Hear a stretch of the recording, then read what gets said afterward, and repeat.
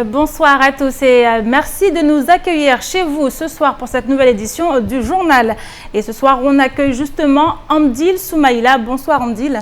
Bonsoir Amina, bonsoir à tous. Alors c'est désormais chose faite. Nicolas Sarkozy s'est déclaré candidat aux primaires du Parti Les Républicains en vue des présidentielles de 2017. Alors à travers un ouvrage intitulé « Tout pour la France », on verra tout à l'heure avec vous certaines de ces déclarations, des déclarations qui ont été dévoilées, des promesses de campagne dont certaines concernent Mayotte. On verra avec vous qui êtes membre du comité de soutien de Nicolas Sarkozy ici à Mayotte. On en parle avec vous tout à l'heure Hamdil.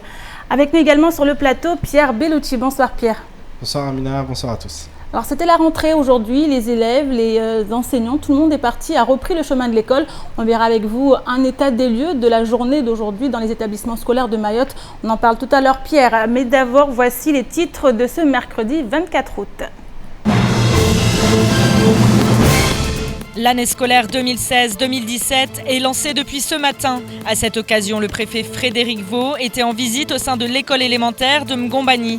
Une manière de rappeler l'importance de l'éducation et d'apporter son soutien face aux nombreux défis que doit relever le vice-rectorat. Explication. Chikungunya, Zika, paludisme, dengue. En cette fin de période estivale, le risque d'importation de maladies transmises par les moustiques est particulièrement élevé. De retour de vacances, des précautions sont à prendre. Nous avons pu rencontrer l'ARS alors qu'un cas de Zika a été décelé sur le territoire. Depuis sa création il y a quelques mois, l'association éco-solidaire Yessuikanet multiplie les actions. L'opération Cartable du cœur de cette association a été clôturée cet après-midi. 65 écoliers se sont vus remettre cartables et fournitures scolaires. Reportage à la fin de cette édition. Et rentrée scolaire oblige, nous débutons ce journal avec la visite du préfet Frédéric Vaux au sein de l'école élémentaire de Mgombani aujourd'hui, accompagné notamment du directeur académique adjoint des services de l'éducation nationale, Christian Giraud. Le représentant de l'État a pu vivre cette rentrée 2016-2017 au plus près. Il faut dire que les défis sont de taille pour les services du vice-rectorat et les demandes d'inscription qui, cette année encore, auxquelles ils doivent faire face sont nombreuses et sans compter notamment le manque d'attractivité du territoire. Un sujet signé Adèle Laurent, Pierre Bellucci et Leslie Gimnet. L'heure de reprendre le chemin des écoles avait sonné ce matin pour des milliers d'élèves du département. Une rentrée qui, à l'école élémentaire de Mgombani, s'est faite en présence du représentant de l'État à Mayotte. Le préfet Frédéric Vaux a d'ailleurs accepté de nous en dire plus sur l'objet de sa visite. Nous accueillons sur l'ensemble de Mayotte 95 000 jeunes à la fois dans le primaire et dans le secondaire. Ça représente plus de 6 000 enseignants. Donc c'est un moment important et je voulais me rendre compte de la façon dont la rentrée se passait dans un établissement. Pourquoi cet établissement en particulier? C'est que nous sommes ici dans un quartier de Mamoudzou qui est concerné par le contrat de ville, qui est concerné par une opération de rénovation urbaine, où on a à proximité un lycée et un collège. Et c'était l'occasion pour moi de voir comment ces différents outils de politique publique fonctionnaient ensemble et fonctionnent bien. Des écoles qui fonctionnent grâce au travail considérable qui a dû être fourni durant ces vacances scolaires. En effet, le vice-rectorat a mis les bouchées doubles afin que chaque élève puisse bénéficier d'un enseignant lors de chaque cours. Nous devons accueillir 94 500 élèves. Nous avons 6 840 professeurs nommés. Il nous en reste... On a une petite difficulté sur une quarantaine parce que tout simplement c'est les aléas des rentrées. Nous avons cette quarantaine de professeurs qui...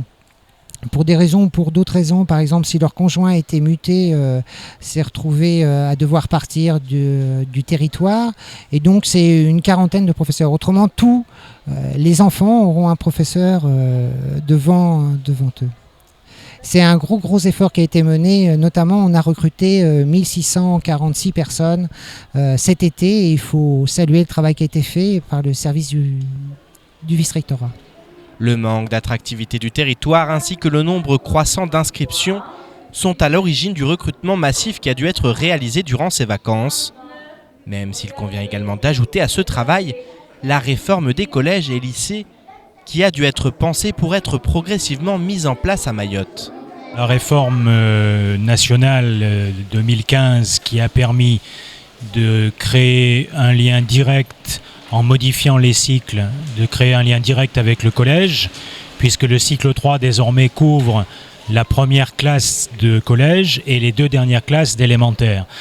Ça, c'est une évolution très positive parce que ça va contraindre à mieux et davantage travailler ensemble. Les enseignants du premier degré et du second degré, avec les inspecteurs du premier degré et du second degré, travaillent ensemble. Vous avez eu un exemple ce matin dans votre reportage, vous aviez le principal du collège de Mgombani qui était avec nous, ce qui montre bien qu'avec le directeur et l'inspecteur, il y a d'excellentes relations pour faire des activités partagées avec des échanges de services qui semblent tout à fait mis en place sur le territoire. Autre sujet très important, celui de la sécurité au sein et aux abords des établissements scolaires. Là encore, le vice-rectorat affirme qu'un travail considérable a été fourni pour ne plus revivre une année marquée par la violence. Les établissements ont été sécurisés totalement par des clôtures, par de la vidéosurveillance. Nous avons étoffé nos équipes, les équipes mobiles de sécurité et les agents de prévention de sécurité. Pour vous donner une idée, on a augmenté de 9 les équipes mobiles, 9 personnes les équipes mobiles de sécurité, et nous sommes passés de 9 à 32 personnes pour les agents de prévention sécurité. Nous avons embauché un référent sécurité qui est monsieur Vidus, inspecteur, qui était responsable de la sécurité pour l'académie de Rennes. Donc quelqu'un qui est tout à fait au courant de ce qu'il faut mettre en place. On va mettre en place les plans particuliers de mise en sécurité des établissements en lien avec la radicalisation pour prévenir les attentats. Nous travaillons aussi à la formation depuis l'année dernière des personnels et des élèves sur les premiers secours. Et nous avons une concertation quotidienne et très étroite avec la préfecture, la gendarmerie, la police, les médiateurs. Toutes ces entités vont en effet travailler de concert pour faire en sorte que les élèves soient dans les meilleures conditions pour apprendre. Une mission qui tient particulièrement à cœur au préfet. C'est un travail de partenariat que nous menons tout le temps avec la mairie de Mamoudzou comme avec d'autres mairies. Nous mobilisons des effectifs de police et de gendarmerie en nombre de notre côté. Les communes ont mobilisé les polices municipales et nous avons tout le dispositif de sécurisation des établissements qui a été mis en place depuis le début de l'année. Donc, important pour nous d'avoir cet échange qui en fait est un échange qui se poursuit et de voir comment les choses se passent sur le terrain. Le coup d'envoi de cette nouvelle année scolaire a donc été donné et chacun souhaite qu'elle puisse se dérouler de la meilleure des façons. Alors Pierre, on vient de le voir, la rentrée a repris, l'école a repris avec cette rentrée 2016-2017 et on l'a vu, tout ne s'est pas forcément passé comme on l'aurait espéré. Oui, disons que voilà, il y a eu des blocages. Effectivement, il y a eu quelques couacs sur certaines écoles, mais bon, pour le cas de Bouéni, par exemple, ça faisait déjà une semaine. Il y a une semaine, la mairie a été bloquée jeudi dernier. Avec des revendications qui portent essentiellement sur les rythmes scolaires, mais également sur la collation. Donc ils veulent la fin des rythmes scolaires. Donc on le sait, de toute façon, les rythmes scolaires, tout au long de l'année, on risque d'avoir à nouveau des blocages et du mécontentement. On sait que ça a du mal à passer, ces rythmes scolaires. Ça pose problème à de nombreux parents. Donc effectivement, ça sera l'un des défis, mais il va y en avoir effectivement beaucoup des défis pour le vice-rectorat. Alors à Timkoura, il y a aussi un blocage qui est complètement différent là. Là, c'est vraiment... au niveau des sureffectifs dans les écoles et notamment des enfants de parents immigrés. Donc il y a un collectif qui s'est créé qui ne veulent plus. Ils ont été à l'origine d'expulsions, ils ne veulent plus d'enfants, donc il pourrait y avoir des actions dans les prochains jours aussi à ce niveau-là, à Tsararano aussi, mais c'est pour d'autres choses, une école qui n'est pas aux normes. Voilà, donc on le sait, la sécurité, les normes, les rythmes scolaires, il y a beaucoup de défis à relever pour ce vice-rectorat et dans l'éducation nationale, en tout cas on le voit, il y a eu des messages forts aujourd'hui, le préfet qui va dans les écoles, qui se montre et qui montre aussi son soutien, qui apporte son soutien au vice-rectorat dans cette tâche qui va être de plus en plus ardue puisque il y a un manque d'attractivité, il y a de plus en plus de contractuels. On sait que c'est un climat difficile, mais Sans compter le nombre d'élèves qui a augmenté encore cette année. Oui, 4000 élèves en plus à la rentrée scolaire 2016-2017, 10 000 élèves en plus en 4 ans. Donc voilà, ce sont aussi des réalités auxquelles doit faire face le vice-rectorat et l'État, et c'est très très compliqué.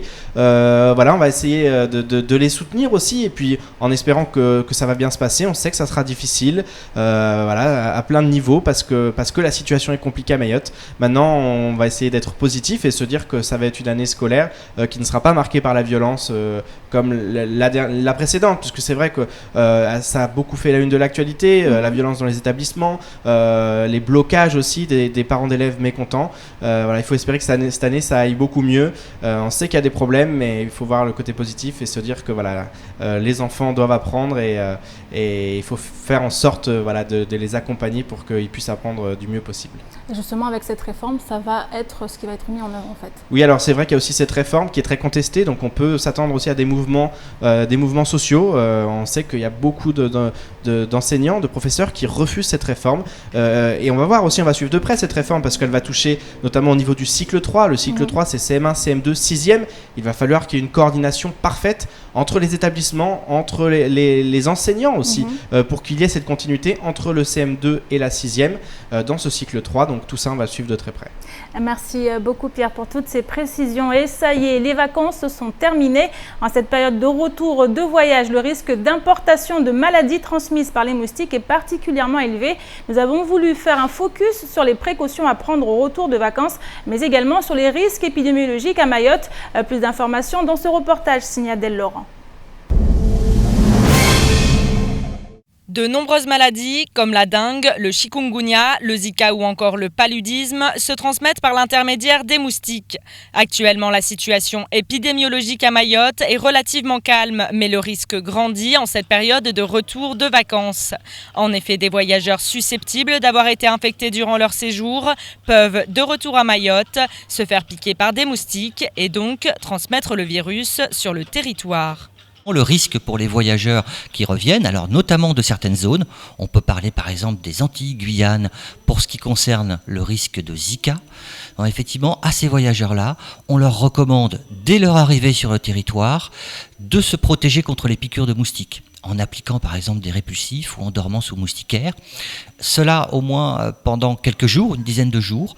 Et puis si seulement ils présentent des symptômes du Zika. Alors je rappelle les symptômes du Zika, une éruption cutanée, c'est-à-dire des petits boutons rouges, une conjonctivite ou des douleurs aux articulations ou aux muscles. Également une fatigue un petit peu générale. Dans ces cas-là, on leur recommande de consulter immédiatement leur médecin et de bien préciser qu'ils reviennent par exemple des Antilles ou des Guyanes où actuellement le virus du Zika circule. La vigilance reste donc le mot d'ordre pour l'Agence régionale de santé, surtout en ce qui concerne les maladies contagieuses, pouvant se diffuser rapidement sur le petit territoire qu'est Mayotte, mais aussi concernant les maladies infectieuses, comme c'est le cas pour la fièvre typhoïde. En effet, 28 cas ont été signalés à l'ARS depuis le début de l'année, dont un foyer de 13 cas sur le village de Longoni. Les symptômes de cette maladie sont entre autres une fièvre continue accompagnée de maux de tête, d'anorexie, de douleurs abdominales avec diarrhée ou constipation. Julien Thiria nous en dit plus sur la diffusion de cette maladie. La typhoïde est une maladie, on l'appelle souvent la maladie des mains sales. Donc c'est une maladie effectivement qui est liée à une bactérie qui s'appelle Salmonella typhi, et c'est une maladie on retrouve cette bactérie en fait dans les matières fécales des personnes malades. Et donc on se contamine lorsque l'on va consommer des aliments ou de l'eau qui ont été souillés par des matières fécales effectivement contaminées par cette bactérie. Surtout quand on est sur des maladies infectieuses, c'est vrai que la promiscuité, la précarité sont des éléments qui contribuent effectivement à une diffusion rapide des maladies. Afin de réagir le plus rapidement possible à ces risques de contamination, des systèmes de surveillance épidémiologique sont mis en place par l'ARS. Quand une diffusion de maladies est constatée, des actions de sensibilisation, des recommandations et des actions de terrain sont mises en place, comme c'est le cas en ce moment pour la fièvre typhoïde. On présume qu'effectivement la contamination est liée à la rivière où les gens vont se laver, vont laver le linge, parfois même récupèrent de l'eau pour faire la cuisine. Donc à partir du moment où on pense que c'est que c'est la source de contamination, on va se déplacer dans le quartier, voir les populations autour de cette source de contamination et on va les sensibiliser aux problèmes. On va également leur donner des recommandations d'hygiène des mains notamment, avant de préparer les repas, après être allé aux toilettes. Et puis, on a également des actions qui sont prévues avec d'autres partenaires. Je pense notamment au conseil départemental, la PMI, également avec l'IREPS, également avec la Croix-Rouge. Des actions de distribution de kits hygiène qui comprennent des seaux, de telle sorte qu'effectivement, l'eau stockée soit stockée dans de bonnes conditions. L'Agence régionale de santé a également prévu de mettre en place avec la commune de Koungou des mesures plus structurantes dans le domaine de l'eau potable et de l'assainissement. Mais il est à rappeler que des gestes simples peuvent prévenir de la maladie, comme se laver les mains après les toilettes et avant la préparation des repas et leur consommation, ne pas utiliser la rivière pour la défécation ou encore ne surtout pas consommer l'eau de rivière pour les usages alimentaires. Et à noter que le 23 août dernier, un cas importé de Zika a été confirmé à Mayotte. Il s'agit d'une personne ayant contracté le virus aux Amériques où une épidémie se poursuit actuellement.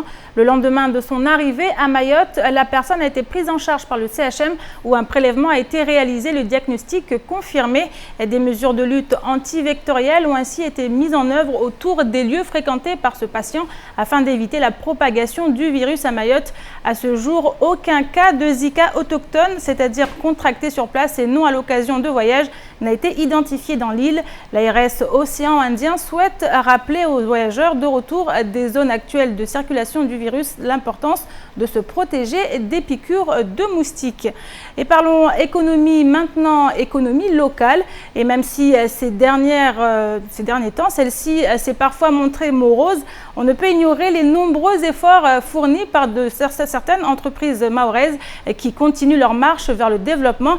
C'est le cas de la laiterie de Mayotte qui, après des travaux débutés en mars dernier, vient de réceptionner l'extension de la chambre froide.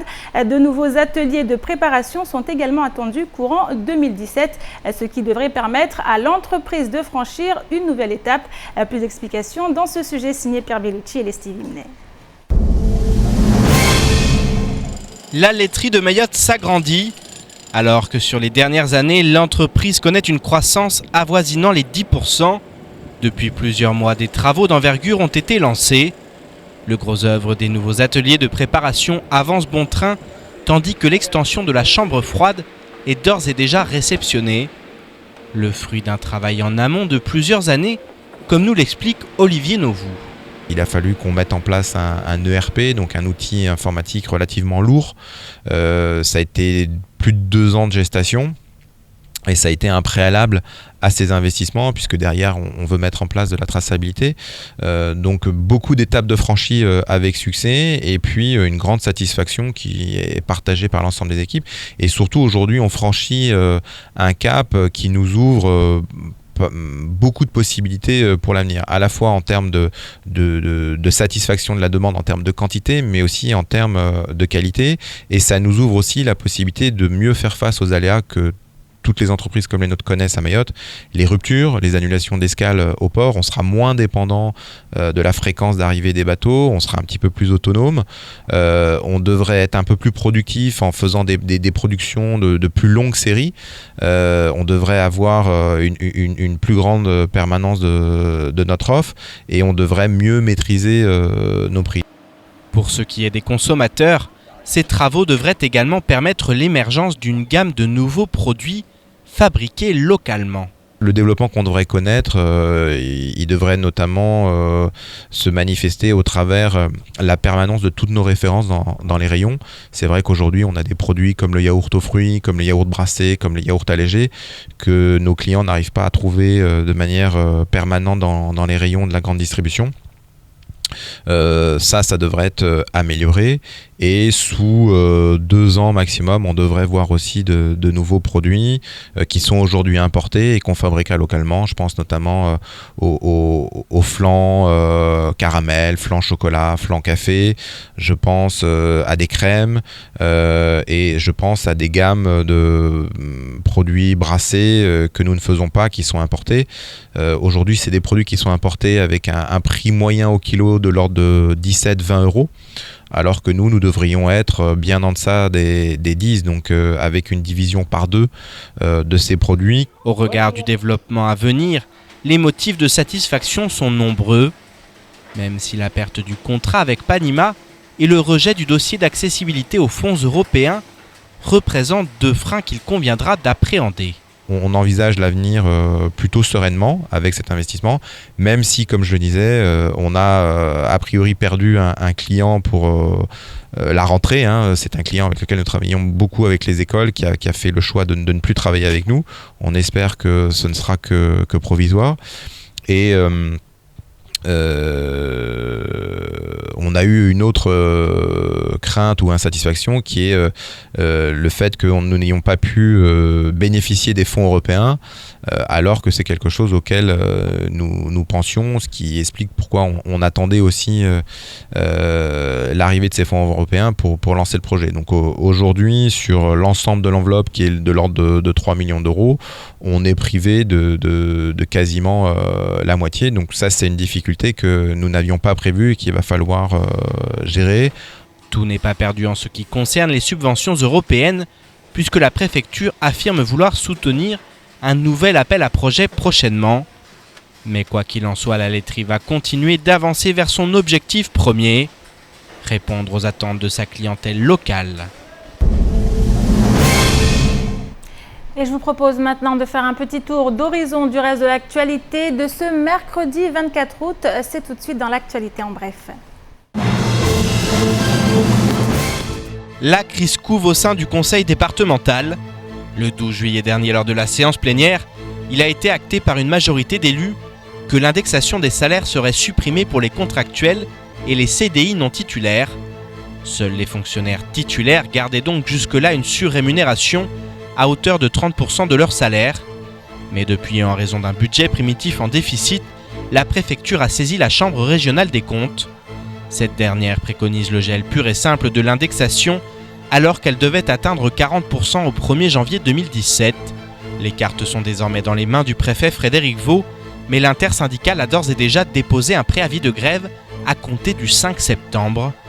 Parmi les revendications, les agents souhaitent revoir les droits et évolutions de carrière, les conditions de travail et exigent l'arrêt du clientélisme.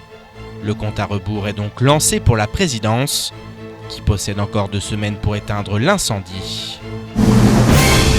C'était devenu un secret de Polichinelle. L'ancien président de la République et actuel président des Républicains, Nicolas Sarkozy, est candidat aux primaires de son parti qui se dérouleront le 27 novembre prochain. Il quitte donc la tête de sa formation et vient de publier ce jour un nouvel ouvrage intitulé « Tout pour la France ». Sorte de feuille de route ou de pré-programme en vue de l'échéance 2017, il y présente une politique très à droite. Ainsi, s'il est élu, plus aucun immigré ne pourra entrer en France sans contrat de travail, tandis que le regroupement familial sera supprimé. Sur les conditions d'acquisition de la nationalité française, Nicolas Sarkozy propose un aménagement du droit du sol et envisage sa suppression globale à Mayotte.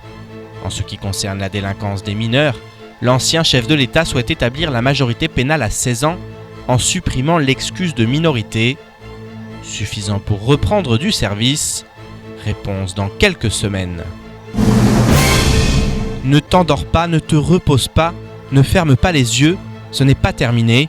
Il te cherche. Tu entends ce bruit? On dirait le roulement des barriques vides.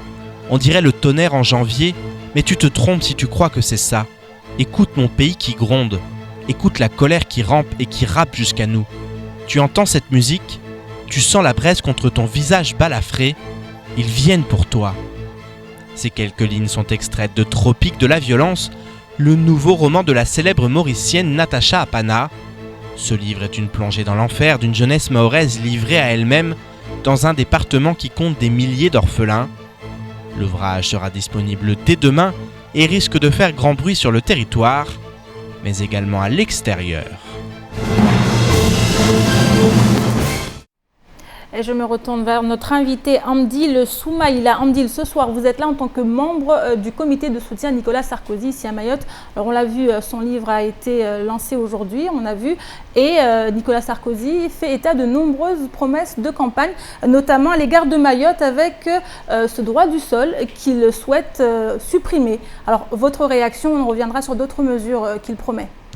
Au-delà du droit de sol qui doit être supprimé, c'est plusieurs mesures comme vous venez de le dire, mais je voudrais surtout souligner l'engouement qu'a suscité la candidature de Nicolas Sarkozy.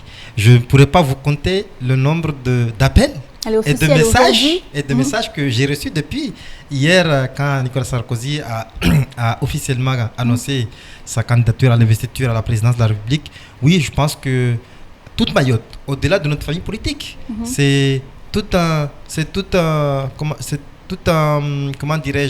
espoir pour un peuple qui a été abandonné depuis 5 ans.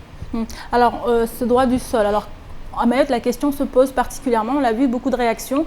Quelle est la vôtre, Hamdil? Je pense que c'est des mesures de bon sens, notamment quand vous avez une population, en tout cas immigrée, qui représente plus de 53% de la population globale. Je pense que c'est une mesure de bon sens, mais c'est surtout ce qu'il faut retenir au-delà de cette mesure de la suppression du droit de sol, c'est l'inertie, c'est l'incapacité des dirigeants comoriens à subvenir, à assumer les responsabilités, à assumer les besoins de leurs concitoyens là-bas. C'est plus ça qu'il faut retenir dans cette affaire. Au-delà de cette suppression, au-delà de toutes ces mesures, en tout cas drastiques, c'est surtout, moi, c'est le reproche que je fais et chaque fois que j'aurai l'occasion de le dire, je le dirai, cette incapacité des responsables comoriens à assumer pleinement leurs responsabilités vis-à-vis de leurs concitoyens. Ce sont les responsables comoriens qui invitent leur population à venir clandestinement à Mayotte au péril carrément de leur vie entre Mayotte et entre Anjouan et Mayotte. C'est ça le drame, c'est pas la suppression du droit de sol. Alors, entre autres mesures qui concerneraient également Mayotte, on a le retour sur la présomption, en fait, sur la majorité pénale qui serait notamment réduite à 16 ans. Est-ce qu'aujourd'hui, dans un contexte de violence, d'insécurité à Mayotte, est-ce que c'est des choses qui vous parlent particulièrement? Oui, parce que je ne sais pas si vous assistez souvent à ce qui se passe au tribunal quand vous avez des gaillards, entre guillemets, qui prétendent avoir 15 ans alors qu'ils ont commis des méfaits, des grandes personnes, entre guillemets, des personnes majeures. Oui, je pense que mettre la majorité pénale à 16 ans vis-à-vis de ce qui se passe sur le territoire, de l'insécurité qu'il y a sur ce territoire, c'est une mesure de bon sens tout simplement. Alors, ce ne sont pas les seuls, on y reviendra plus tard dans nos prochaines éditions. Hamdil, comment ça s'organise alors, le comité de soutien à Nicolas Sarkozy? Comment ça se passe? Comment vous vous organisez au sein des Républicains ici à Mayotte? Il y a au sein des Républicains, au-delà, comme je le disais tout à l'heure, au-delà des Républicains, c'est tout un peuple, c'est tous les Mahorais qui vont être mobilisés. Moi, j'ai senti l'engouement, j'ai senti l'attente qu'a suscité, en tout cas, cette candidature de Nicolas Sarkozy. Il y a un comité qui a été créé il y a quelques semaines, présidé par M. Moussa Bavi. C'était un comité d'appel à la candidature, qui souhaitait la candidature de Nicolas Sarkozy. Maintenant que c'est fait, il va peut-être et probablement très prochainement nommer son mandataire sur le territoire qui, autour de lui, nous allons tous nous mobiliser, en tout cas je l'espère. Tous les Mahorais seront mobilisés pour, d'une part, la primaire. Et comme je sais que nous allons gagner la primaire à Nicolas Sarkozy, je veux dire, nous allons être encore plus mobilisés pour les présidentielles de l'année prochaine.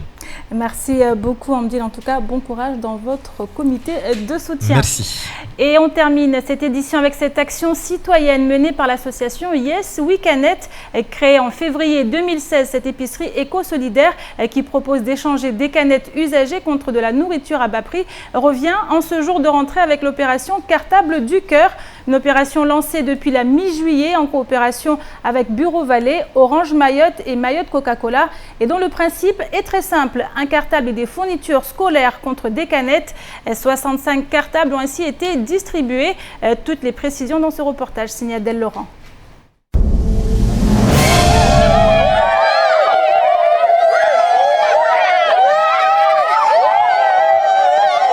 C'est dans la joie et la bonne humeur que s'est clôturée cet après-midi l'opération Cartable du cœur de Yes We Can It.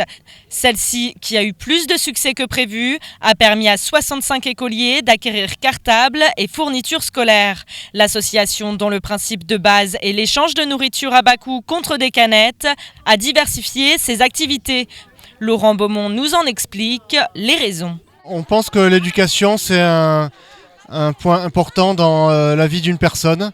Donc faire une rentrée dans de bonnes conditions avec un cartable, des fournitures, c'est ce qui est indispensable. De la même façon que la nourriture est indispensable au bon développement d'une personne, eh bien pouvoir avoir accès à une éducation de qualité, ça en fait partie aussi. Les membres de l'association pensent en effet que l'instruction est le meilleur rempart contre la misère. Et ce n'est pas la marraine de l'association Miss Mayotte 2015 qui les contredira. Aujourd'hui, on sait très bien qu'à Mayotte, la vie est un peu chère, la vie n'est pas facile. Donc pour ceux qui n'ont pas les moyens, qui sont là et qui en demandent, et je trouve que c'est vraiment bien pour eux qu'ils puissent se fournir un sac et qu'ils puissent être comme tous les autres enfants. Il faut soutenir les enfants, mais il faut soutenir les jeunes aussi, qui ont besoin d'aller étudier, qui ont besoin de travailler. Et eux, c'est l'avenir de demain, donc il faut les aider, il faut leur soutenir. Et moi, en tant que marraine, j'appelle tout le monde, les grands et les jeunes, à venir aider ces jeunes, aider les petits comme les plus grands. Des canettes contre de la nourriture ou ici des fournitures scolaires, la jeune association répond donc à un réel besoin de la population et cette dernière a entendu leur appel puisque les locaux de Yes We Can It sont littéralement remplis du sol au plafond. Mais cela est en partie dû à un manque d'assiduité des collecteurs de déchets qui ne permettent pas à l'association de fonctionner dans de bonnes conditions. Le stock de canettes a donc encore du mal à se fluidifier. L'association a également besoin de fonds pour être efficace et dans ce sens, elle a mis en place une campagne de dons. Vous pouvez toujours effectivement nous soutenir grâce à cette plateforme associative. Et puis les dons sont défiscalisés. Cela vous donne droit à une réduction d'impôts et donc ce sera la bienvenue pour permettre à l'association de se développer. L'alimentation, l'éducation, l'écologie, Yes We Can It est donc une association qui lutte sur tous les fronts et qui répond aux besoins de la population mahoraise. Très bonne initiative. Et c'est la fin de cette édition. Merci à vous de l'avoir suivi. Une édition à retrouver en rediffusion sur OM5 et disponible en replay sur notre site l'infoquesi.fr, sur YouTube et sur notre page Facebook. Dans quelques instants, retrouvez le face-à-face et demain matin dès 6h, retrouvez la matinale. Une matinale spéciale puisque demain, ce sera Frédéric Vaux, le préfet de Mayotte, qui sera accueilli par Patrick Millan et toute son équipe. Frédéric Vaux qui reviendra notamment sur la conférence de presse tenue cet après-midi. Et dans le cadre de votre séquence Allo Coésie, vous pourrez dès 6h, dès 7h, c'est-à-dire avant l'intervention du préfet à 7h30, poser toutes vos questions en appelant au 06 39 69 71 00. Bonne suite des programmes à vous sur KTV et à demain.